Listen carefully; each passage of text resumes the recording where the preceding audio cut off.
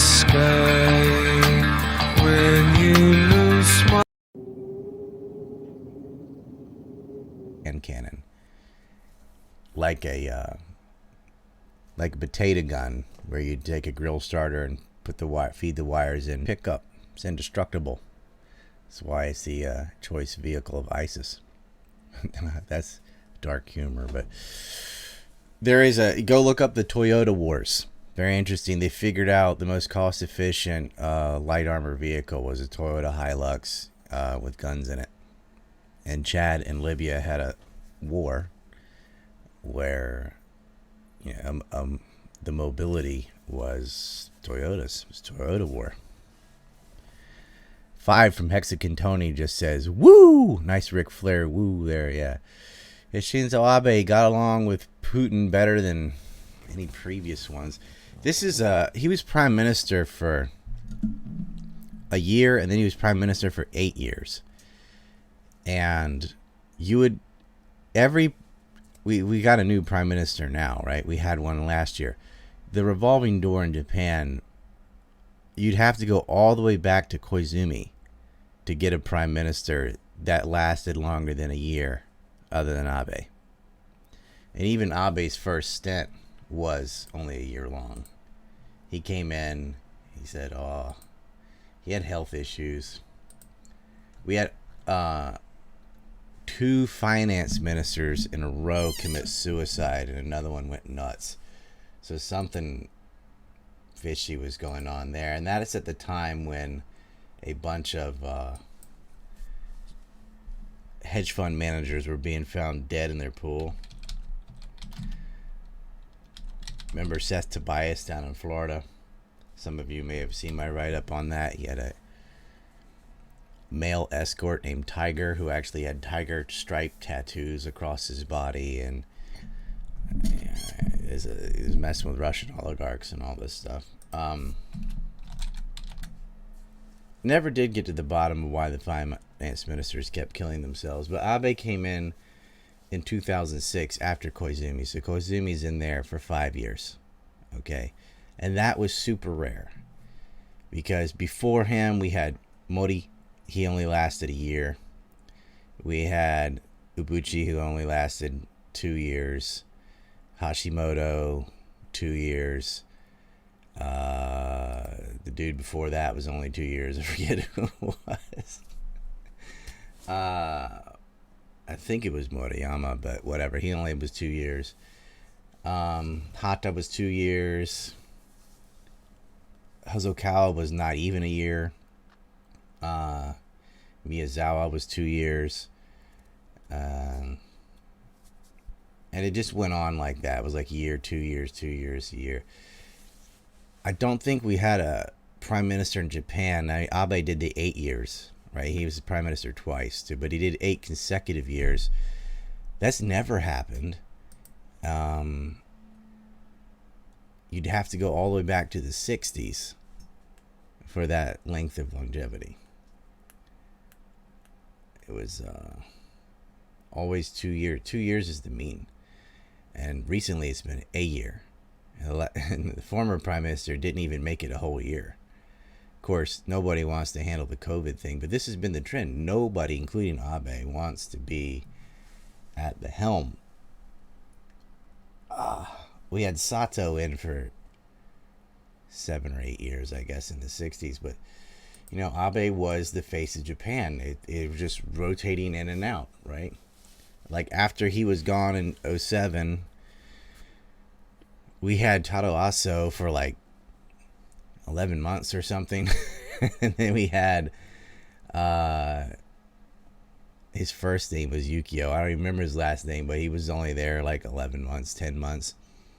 And then we had Naoto Kan. He didn't even make it a year. So we had 3 in a row that were less than a year, less than a year, less than a year. And then Noda, who was about a year, not even. And then Abe, 8 years. Done. After Abe, we had Suga. He didn't make it a year. And now we have Fumio Kishida. He got in 2001. So we'll see how long he lasts. And he, really, when you look at like G7 leaders, you look at the face of somebody to represent Japan, it's been Koizumi and then Abe. And he did the Abenomics. I didn't agree with it, but like, I don't agree with the criticisms of it either. They're like, oh, this is we should have wealth distribution. This is widening the gap. There's supposed to be a gap because there's a gap in talent and skill that matches reality. Wealth redistribution just disincentivizes merit. And who wants the government in charge of redistributing wealth? They're going to redistribute it to themselves. It'll just be nepotism. Duh. But there are people who do that. Abe, he got along with the U.S. and Russia. He was very hard on China. But he was able to have this balance where he could get along with the Arab world and the United States and the Russians. He bought oil from Iran.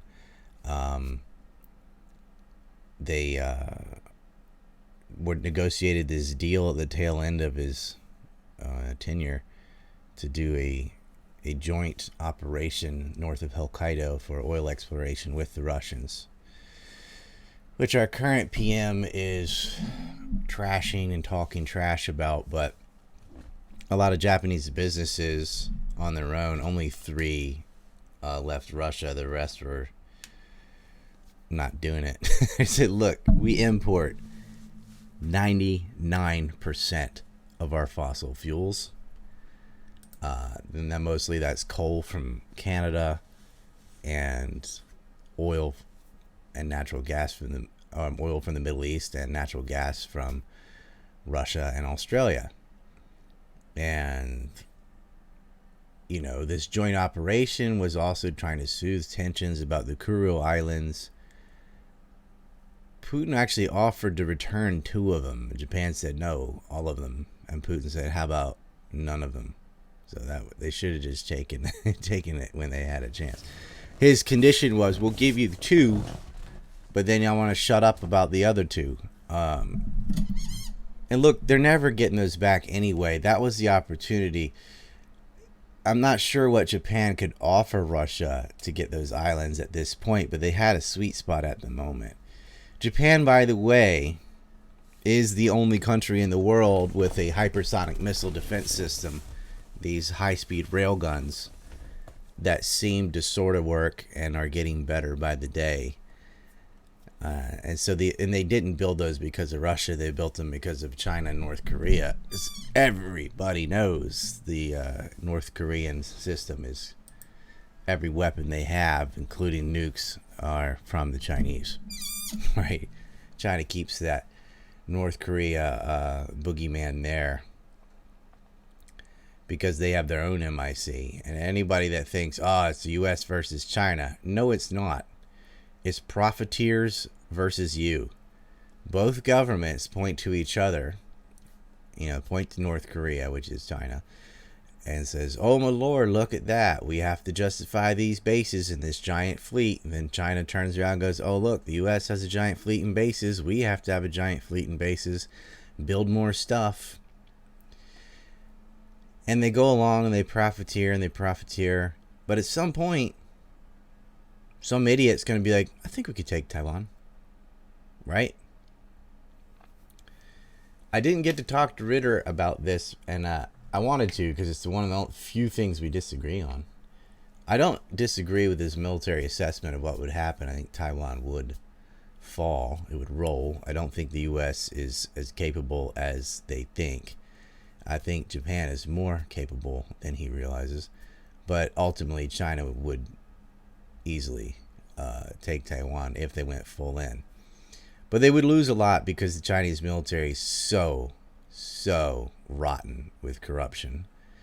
And internal politics in China is not very good. If they started to lose at all, that would cascade. I mean, they lost a melee conflict with India.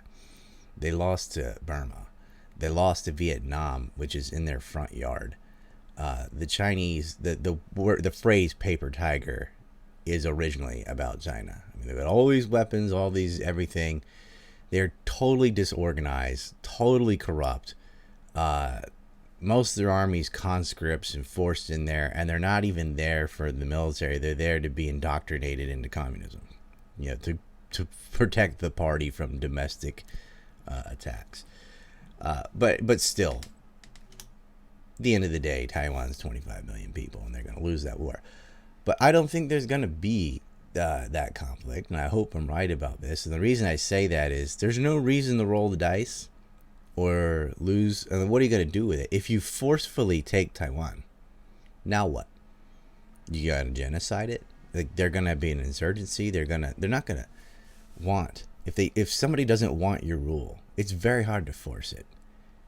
If you were going to militarily occupy Taiwan for the next 80 years, 100 years or something, stupid when you're so close to getting it politically anyway, right? There's a pro-Japan party, a pro-China party. The pro-Japan party barely won power last election. Couple more election cycles, China will have it anyway with the reunification party, peacefully join China or West Taiwan, however you want to say it, without a shot fired, and a puppet government in place, or at least a ideologically in line government. Why not do that? I mean, you got time, patience, right? Why invade and fight the U.S., Japan, possibly South Korea, and lose billions of dollars worth of stuff and who knows how many lives, and then be stuck with an occupation situation in Taiwan when you're that close to getting it politically anyway? They don't have to do anything, right? The U.S. is, under Biden, who's reading the teleprompter quotes now, is so bad, and the economy is so bad, that China should be able to reunify with Taiwan without firing a shot. And when you're that close to that possibility, it's retarded to attack. Of course, we are talking about China, so don't overestimate the stupidity of a government anywhere. But I'll show you the video of Abe inside IG. Look at this handheld gun, by the way. You see the pipes, and you see on the bottom the battery. They just wired into the back of the pipes, set a charge, set off the accelerant, and boom, that's his little shotgun. Here is Abe. If you don't want to see someone get murdered, avert your virgin eyes. Here we go.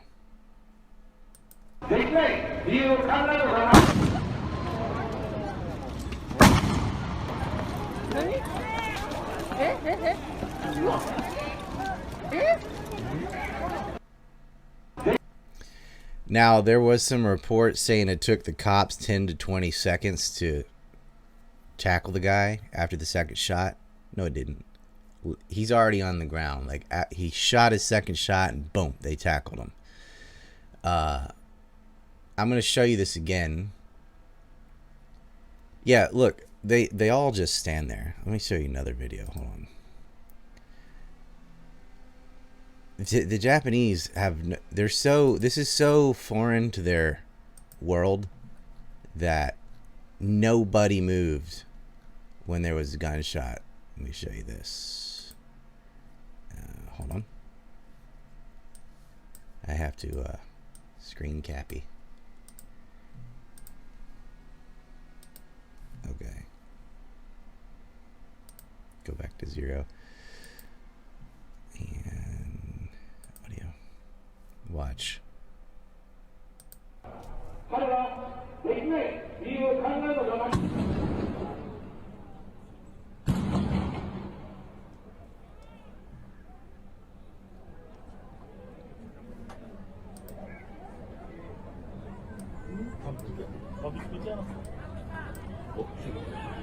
They just stand there. Look again.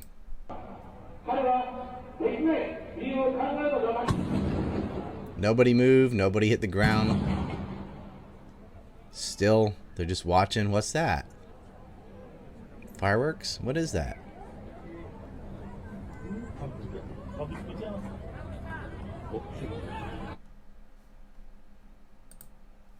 All right.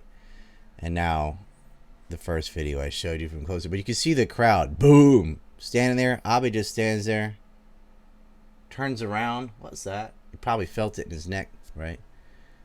And then he gets hit on like the side of the chest. Watch his shirt blow that way when he gets hit.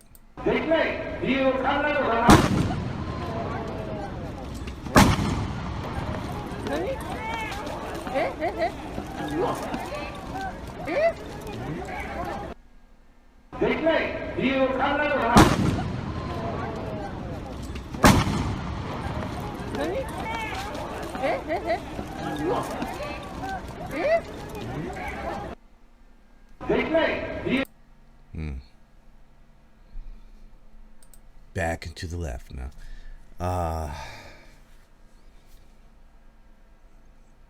Hard to watch that kind of thing. Let me get back to entropy now. Hold on. Protokill says, damn it, I just sent money to Odysee and not Ryan. Here's another 25 for fuck's sake. Thanks for your work, and thanks to donors carrying my currently poor ass. Yeah. Thank you, Protokill. I don't know how you sent to Odysee. I guess you sent the library tokens to them or something, but hey, Odysee will appreciate it. They need money too. Security fail big time. I don't agree with that. Look, this was in Nara. The last murder we had in Nara was like 2005. Guy from the city kidnapped 2 girls, or a girl, killed her in Sango and put the body in Hagri. But it was horrific. He's insane, and they arrested him and hanged him for that. But